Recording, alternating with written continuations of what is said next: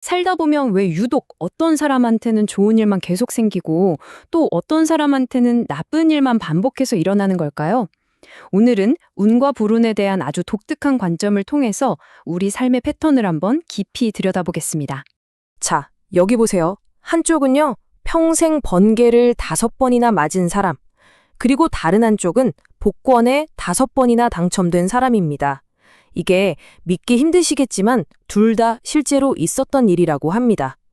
도대체 어떻게 이렇게 극단적인 행운과 불운이 한 사람에게만 계속해서 일어날 수 있는 걸까요? 바로 이게 오늘 우리가 던져볼 핵심 질문입니다. 이 모든 게 정말 그냥 무작위적인 확률 게임일까요? 아니면 우리가 아직 모르는 어떤 더 깊은 법칙 같은 게 숨어 있는 걸까요? 좋습니다. 그럼 그 비밀을 한번 파헤쳐 보죠.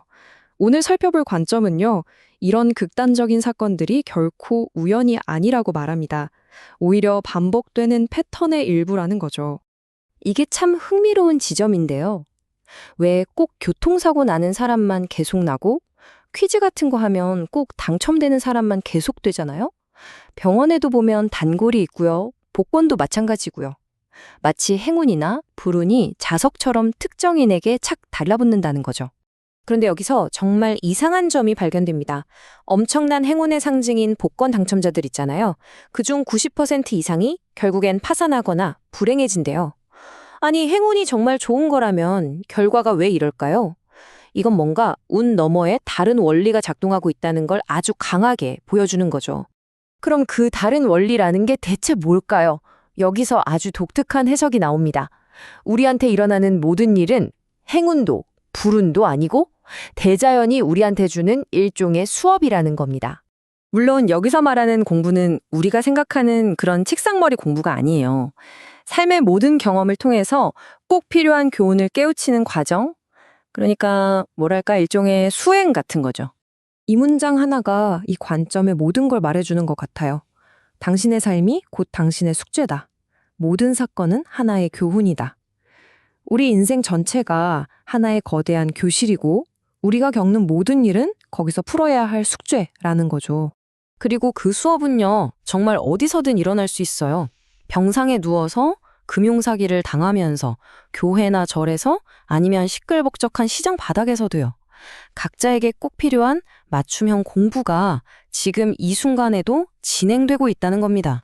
자, 그럼 이 철학이 우리 일상에 구체적으로 어떻게 적용되는지 조금은 이게 그렇다고 싶은 예시들을 보면서 더 깊이 들어가 볼게요. 자, 여기에 아픈 친구를 병문안 가는 상황이 있습니다. 우린 당연히 친구를 위로하러 가는 거라고 생각하잖아요? 근데 이 관점에서는요, 이 경험의 진짜 주인공은 바로 방문한 나라는 겁니다. 내가 거기서 무언가를 배우기 위한 공부 시간이라는 거죠. 만약 환자를 보면서 아무것도 깨닫지 못하고 그냥 힘내라는 말만 하고 나온다면 그게 바로 나중에 내가 그 자리에 눕게 될 수 있다는 무서운 경고라는 거예요. 봉사활동도 마찬가지예요. 우리는 보통 어려운 사람을 돕는 숭고한 일이라고 생각하죠. 그런데 만약에 그게 내 미래를 미리 체험하는 현장학습이라면 어떨까요? 봉사활동이 어쩌면 나에게 곧 닥칠 수도 있는 어려움을 미리 공부하는 기회일 수 있다는 겁니다. 바로 이 문장이 그 핵심을 짚어줍니다. 어려운 이야기가 들려온다는 것은 그 일이 당신에게 가까워지고 있다는 뜻이다. 그러니까 어떤 어려움에 대한 소식을 듣게 되는 것 자체가 그 일이 내게 다가오고 있다는 신호고 미리 대비하라는 대자연의 배려라는 거죠. 그렇다면 여러분은 이런 경고들을 잘 듣고 계신가요? 이 관점에서는요, 이 경고가 아주 명확하게 3단계로 나타난다고 말합니다. 예를 들어 사기를 당하는 경우를 한번 볼게요. 이 표를 보시면 처음엔 작은 사기를 당해요.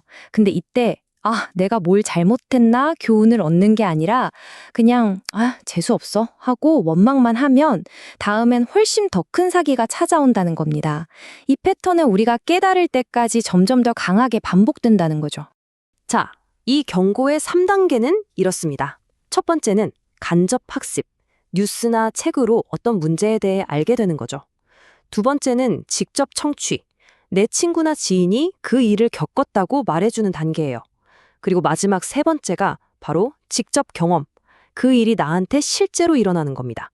여기서 핵심은 앞 단계에서, 그러니까 뉴스만 보고도, 친구 얘기만 듣고도 충분히 공부를 하면 마지막 단계의 직접적인 고통은 피할 수 있다는 거예요. 결국 이 관점은 우리가 세상을 대하는 태도를 완전히 바꿔놓는 거죠. 결국 이 관점에서 보면요. 지금 여러분의 눈에 보이고 귀에 들리는 모든 정보는 그냥 스쳐 지나가는 게 아니에요. 전부 나를 위해 특별히 설계된 나만의 맞춤형 커리큘럼이라는 겁니다. 우연은 단 하나도 없다는 거죠. 자, 이제 이야기를 개인에서 사회 전체로 한번 넓혀볼까요? 이 법칙은 개인뿐만 아니라 사회 현상에도 똑같이, 그것도 아주 정밀하게 적용된다고 합니다. 여기 좀 충격적인 통계가 하나 제시되는데요. 전쟁 이후에 인구는 약 2배가 늘었는데 복지 수급자는 수백 배 이상 폭증했다는 거예요. 이 엄청난 불균형. 이건 우리 사회 전체가 뭔가 아주 중요한 공부를 놓치고 있고 그 대가를 치르고 있다는 강력한 신호라는 해석입니다. 이 모든 생각의 바탕에는 바로 이 믿음이 깔려 있습니다. 대자연은 0.1mm의 오차도 없이 운용된다. 우리가 생각하는 것과 달리 이 거대한 시스템은 아주 작은 오차도 없이 완벽하고 정밀하게 작동한다는 거죠. 자, 오늘 살펴본 내용 한 문장으로 정리해 볼까요? 내 삶에 일어나는 모든 일, 그게 좋은 일이든 나쁜 일이든 그냥 무작위로 일어나는 사건이 아니라 나를 성장시키기 위한 아주 의미 있는 수업이라는 겁니다. 마지막으로 이 질문을 여러분께 한번 던져보고 싶네요. 오늘 들어보신 이 관점으로 지금 여러분의 삶을 한번 돌아보세요. 혹시 반복되는 패턴은 없나요? 최근 유독 자주 듣게 되는 이야기는 뭔가요? 어쩌면 그 속에 대자연이 바로 당신에게 가르치려는 교훈이 숨어 있을지도 모릅니다.